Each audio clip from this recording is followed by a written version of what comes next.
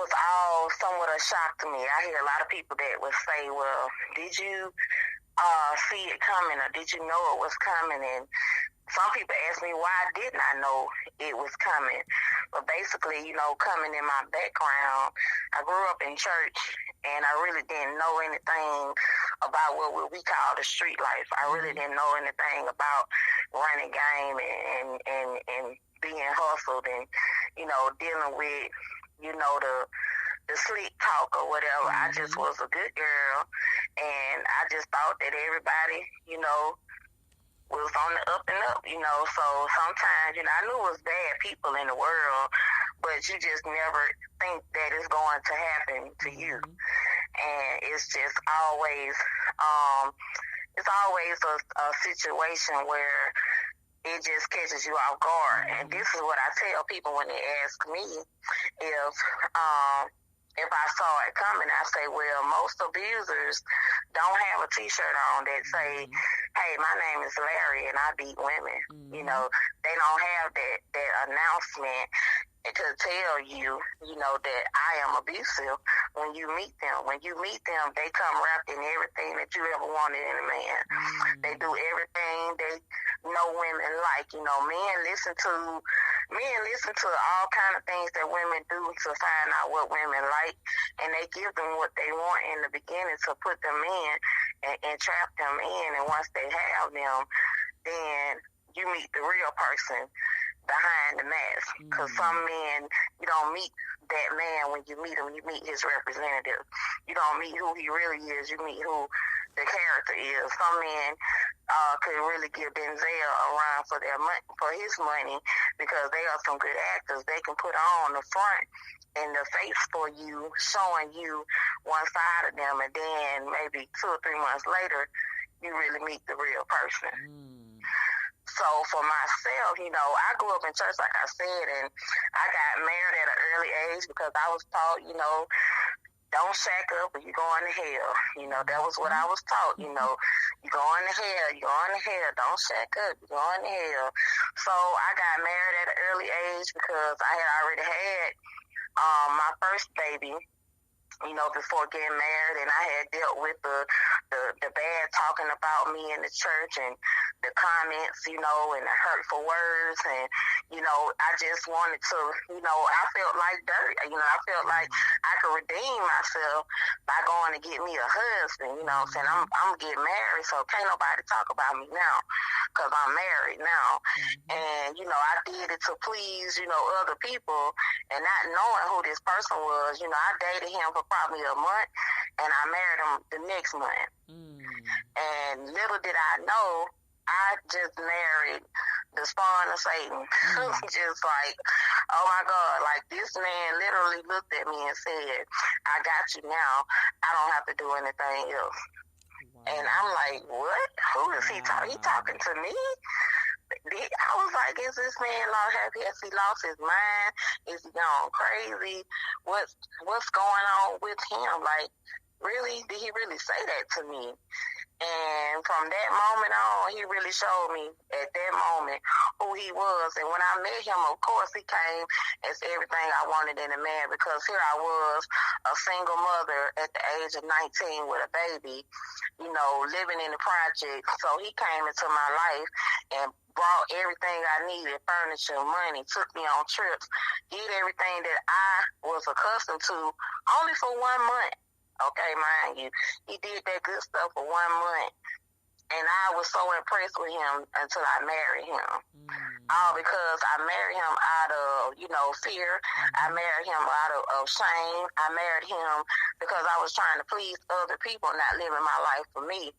I'm just, trying to make a statement to people. You can't talk about me no more, and all of that. And I ended up in a very, very bad situation, you understand? And this man, I would go to work and I would have women calling me when I get off work telling me to tell your husband to stop coming over my house, and I know what your car look like, I know what your baby look like, and just all this drama that this man brought into my life, all because I did not take the time to get to know who he was. who he really was. And our marriage did not last long because I was not taught to deal with that. You know, every time we would get into a fight, I would run back home. Every time I would get into an argument with him, I would run back home. And the last and final straw with him was when he pulled a gun on me. And he told me he was going to kill me and he was going to bury me and tell my mama I committed suicide. And I'm like, are you really crazy? I think he's crazy. But he pulling this gun on me in front of my kids. You know, I only had 2 children at the time, and I was pregnant with my third daughter, and well, my second daughter, my third child. But, you know, he pulled a gun on me. He telling me he finna kill me. It's another woman in the room with her child, our children, and his niece.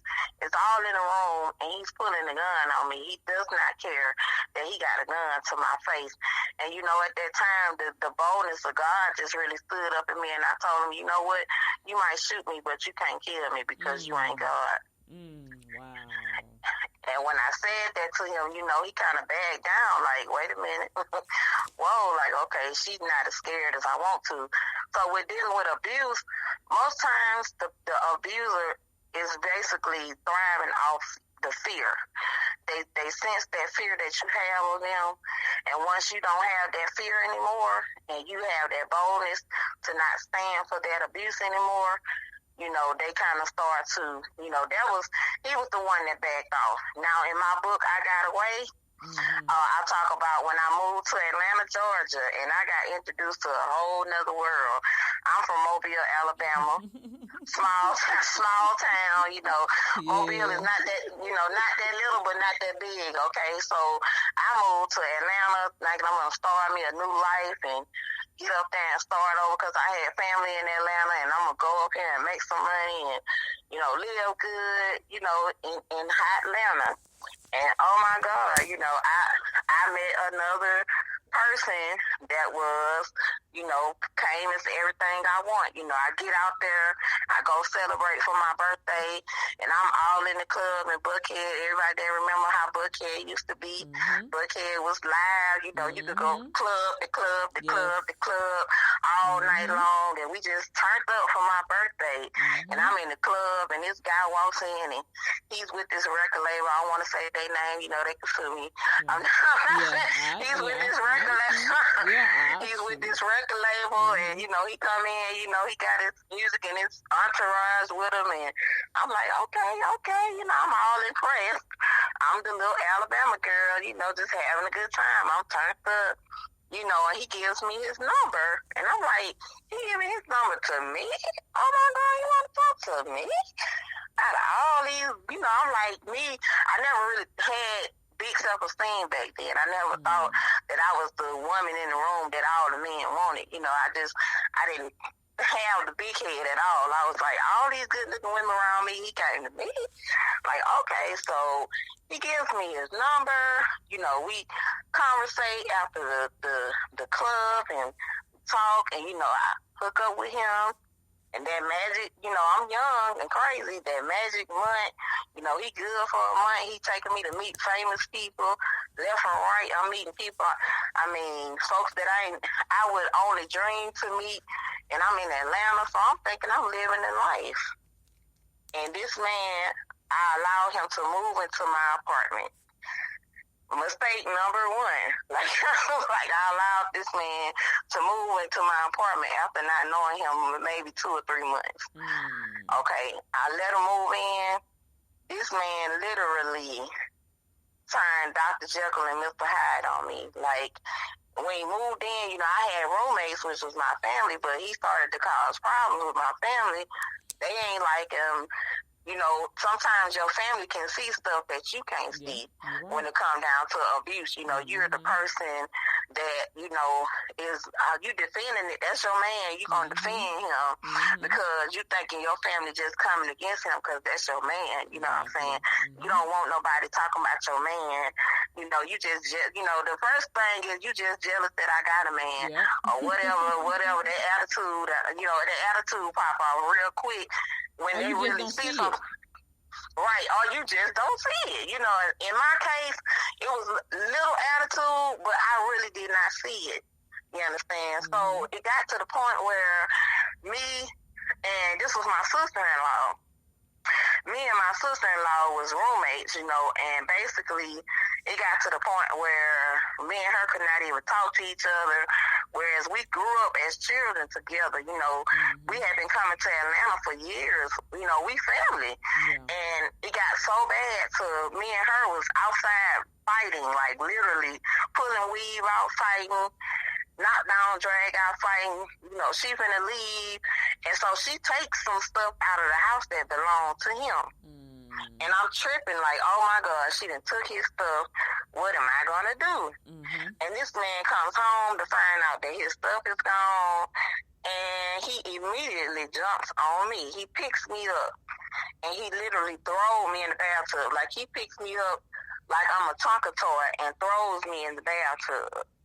Okay, and the bathtub is not soft. I don't, you know, that porcelain is not soft. Ain't nothing cushiony about it. So I'm, you know, my knee banged up. I'm bleeding. He to throw me in the bathtub, and next thing you know, I had a big walk-in closet. He goes into his closet, and he started digging through his stuff, and out he pulls a double-barrel sawed-off shotgun. Oh my God! He got a double-barrel sawed-off shotgun to my head while I'm in the tub bleeding from him throwing me in the tub, telling me I got 24 hours to get his stuff back, or he gonna kill me and her too. Wow. And I'm sitting there like, wow. He took my phone. He took my phone that night, and from that night forward to probably for about 4 months after that, I did not have possession of my own cell phone. And that was back when Metro PCS had just came out, when everybody had the little square no kill you used to play Snake on. You know, I had that phone, you know, back then it was like, oh my God, that was popping. You know, you had that. You know, you was popping. You know, Metro started in Atlanta, you know what I'm saying? So, you know, I'm like, if you got Metro, you was on it then. And I'm like, oh my God, he took my phone. And so he's like, in a rage, and he's in a rage, and he's in a rage, and I'm like, I don't know what I'm gonna do. This dude is trying to kill me. And so he got into his work van and he left. And so I go get on the MARTA. It's raining. I go get on the MARTA. I'm bleeding. I'm hurt. And I'm just riding around like, where can I go? Where can I go? And I tried to go back to another guy friend of mine to get some help, but he wasn't at home. And I'm like, oh my God, I need somebody to help me get this dude out of my house. Like, I know I can't do it myself, but after riding around on MARTA for about 3 hours, I had to just go back home to my house. And from that day until probably 3 or 4 months, I'm talking about, you know, I share this in my book. I don't want to get too much detail. We want to give all the good information. Right. You know what I'm saying? But that was just one, you know, if you read the book, so you know that was just one of those abusive situations. So I can just share, if anybody's listening to me tonight, or if they listen to the recording of this show, I can definitely encourage you that if you are going through any type of abusive relationship and you are basically either putting yourself down, blaming yourself, feeling like it's your fault, there is no excuse in this world for anybody to put their hands on you. There's no excuse. And if it's a way that you can get out of there safely, because see, that situation right there, I couldn't just get up and leave him. Like, he took a little more time than my ex-husband to get to know me. He started to learn where I hang out. He knew where I worked. He knew my friends. He knew everything about me, so I couldn't go anywhere and hide from him. So I tried getting away from him, and he would just find me. And he would bring that same double-barrel sawed-off shotgun. And I'm talking about the bullets in that gun is the size of D batteries. So if he shoot anybody with that, you gone. Like, he blowing holes and whatever's in his path. And I didn't want him bringing that drama to my friend's house, or bringing that drama to people, you know, that I cared about, you know. So I hid that. And I was so ashamed of that, because here I am, the church girl. Grew up in church, you know, grew up under the word, you know, grew up knowing about God, knowing God, you know, and knowing that I did not have to live that type of life, but I was so ashamed. I didn't want to tell anybody that I was dealing with that. But it got to the point to where I